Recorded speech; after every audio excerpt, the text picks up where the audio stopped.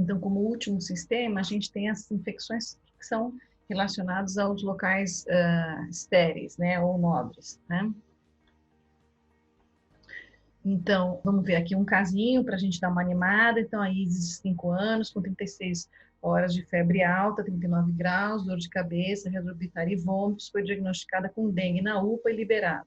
Na sequência, a criança parou de mexer o pescoço, está sonolenta e tinha alguns abalos. Quando chega no hospital, está com pressão de 11/7, frequência cardíaca de 98, respiratória 28, e febre, está torporosa com rigidez de nuca. Então, isso aqui é meningite, né? Não tem dúvida. Febre, dor de cabeça e vômito, até que se prove o contrário, a gente tem que afastar a meningite. Pode ser dengue, mas a gente tem que afastar a meningite. E na dúvida, não manda embora, né? Pelo amor de Deus. Então, uma meningococcemia, ela é uma doença fulminante, né? A criança acorda normal e morre durante o dia. Então, é muito importante a gente afastar, na tríade febre, dor de cabeça e vômito, afastar meningite bacteriana, né? Porque é uma doença sem tratamento antibiótico, 100% letal, né? Então, a primeira situação, então, é o sistema nervoso central, né? A letalidade é muito alta, então, mesmo com tratamento adequado, a chance de óbito é grande, a sequela pode ser alta também, principalmente na infecção pneumocócica, e aqui os agentes da meningite bacteriana, né? Eu não vou discutir meningites virais em quadros clínicos, mas só para lembrar que o Streptococcus pneumoniae e a Neisseria meningitidis são os patógenos importantes em qualquer faixa etária na nossa população.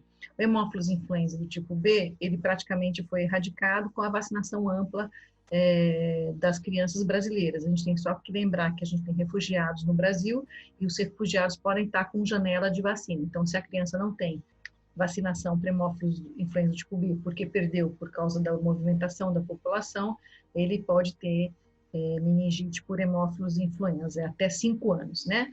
A listéria, monocitógenes, principalmente no neonato e no idoso, ou no gravemente imunossuprimido. E o Streptogalactis só na sepse neonatal, né? Então, o diagnóstico através da coleta do líquor, não tem jeito da gente chutar, né?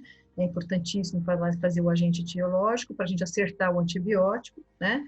E o que a gente faz quando a gente não sabe é tratar sempre empiricamente Neisseria e pneumococo com ceftriaxona e vancomicina e associar ampicilina se a gente achar que pode ser listéria e lembrar que para o pneumococo, antes do antimicrobiano, né, a gente faz dexametasona 15 minutos antes. Então, aqui o meu objetivo não é ficar dando aula de meningite, mas falar dos antibacterianos, né?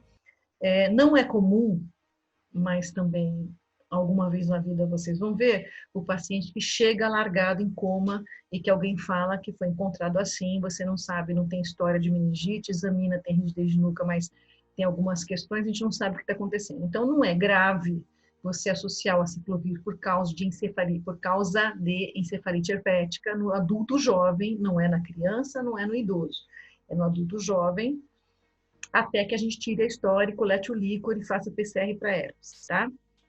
Uma coisa é uma criança chegar assim, mas tem sempre os pais para conversar. Um idoso foi encontrado sozinho, mas aí a listéria é mais importante. Então, no adulto jovem, que não tem história nenhuma, porque encefalite herpética, a história é completamente diferente da meningite, né? Então, ela é um quadro um pouco mais arrastado, tem comprometimento de comportamento, alteração de fala, tem sempre alguma coisa. Então, o paciente ficou, né, teve alteração de comportamento, ficou mais agressivo, tem sempre alguma coisa. Também tem a lesão temporal em tomografia e em ressonância e em eletroencefalograma. Então, a gente acaba que em um dia, a gente acaba, né, entre a chegada e nas próximas 24 horas, a gente acaba arrumando essa área, né, então fazendo ressonância, eletroencefalograma, o líquor, papapá, e a gente acaba arrumando isso, porque encefalite herpética é muito diferente da meningite bacteriana. Isso só dá no adulto. Criança tem meningite viral e ela não é grave, e a gente não dá antiviral para criança com meningite viral, porque os vírus que causam meningite não são tratáveis com os antivirais que a gente conhece, que a gente tem, tá? Então, é só para falar que vocês vão falar, tem que dar tudo que a gente sabe que o paciente tem. Não é isso. A gente dá tudo dentro do que está dentro do que é possível que esteja acontecendo, né? Então, na faixa etária do adulto jovem, a encefalite herpética, cujo PCR é uma coisa que a gente faz no Brasil há mais de 30 anos, PCR para herpes no líquor, é uma coisa careta de fazer, todo mundo faz, todo lugar faz hospital público-privado há mais de 30 anos, e a gente, então, começa, a gente faz os exames e tira depois, tá? Então, nessa situação, né, que o paciente chegou desacordado, não fala a história. Isso é mais comum com adulto, né? Existe a profilaxia para os contactantes íntimos da meningite, meningocócica, né? A pneumocócica não é transmissível de uma pessoa para outra, então não precisa fazer profilaxia nenhuma, e o contactante é aquela pessoa que ficou mais de 8 horas em ambiente fechado, ou ficou perto de 1 metro, tá?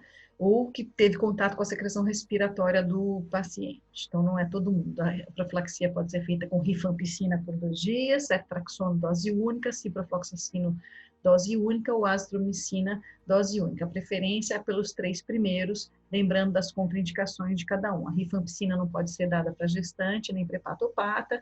A ciprofloxacina não deve ser dada para gestante também. E o problema do ceftriaxona é que ele é intramuscular, tem que ser dentro do hospital, né? A gente não prescreve ceftriaxona para ser feita na farmácia.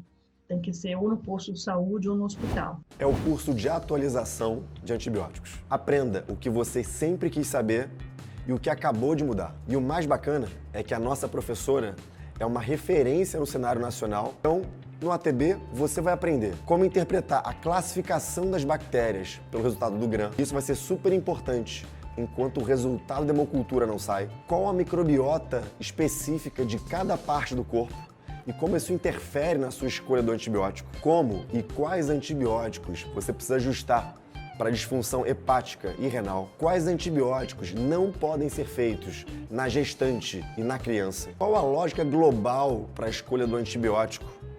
Seja em casos graves, casos de sepse, casos ambulatoriais. O que está por trás disso? Uma mesma lógica que unifique esse tema para você. Os principais efeitos colaterais de cada antibiótico, que são clássicos e que uma vez que apareçam, você tem que suspeitar do antibiótico. Quais os mecanismos de resistência mais comuns? ESBL, MARSA, carbapenemase, enfim, muitos outros. E como a gente pode tratar de maneira adequada essas resistências? Como você interpreta um antibiograma e usa adequadamente o MIC? De uma maneira bem prática, qual o antibiótico mais indicado para tratar empiricamente uma infecção da comunidade? Nos seus diversos sistemas. O que fazer como esquema alternativo em caso de alergia? Quais são as novidades no tratamento das infecções em cada sistema, né? Respiratório, urinário, infecções abdominais, o que tem de mais novo. Um tema super relevante, que é como é que você lida e trata as infecções hospitalares, que habitualmente são por germes mais resistentes. Uma carta na manga, uma coisa extra, que é como você usa o antibiótico inalatório para as traqueobronquites. Um resumo para vocês dos principais antibióticos para as bactérias mais perigosas, pseudomonas, acineto, ERC, MARSA, VRE, SBL. Quais drogas penetram melhor em cada tecido? Tecido ósseo, tecido pulmonar, tecido prostático, por exemplo. Quais antibióticos precisam e quais não precisam de dose de ataque? Como fazer a profilaxia cirúrgica adequada. Bem, se a gente tem uma certeza nessa vida, é que durante o nosso plantão, seja em CTI, seja em emergência, durante a nossa prática do PSF, a gente vai ter que prescrever antibiótico. Portanto, esteja preparado, porque a diferença entre o sucesso e o insucesso, seu e do seu paciente, estão nos detalhes.